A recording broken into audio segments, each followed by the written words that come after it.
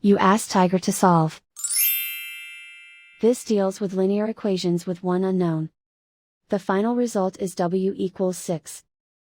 Let's solve it step by step. Group all constants on the right side of the equation.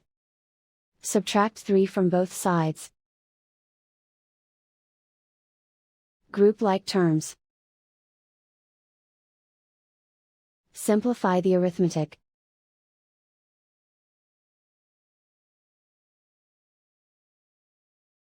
Isolate the w. Divide both sides by -6. Cancel out the negatives. Simplify the fraction. Cancel out the negatives.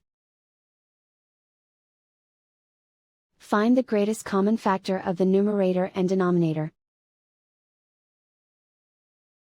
Factor out and cancel the greatest common factor.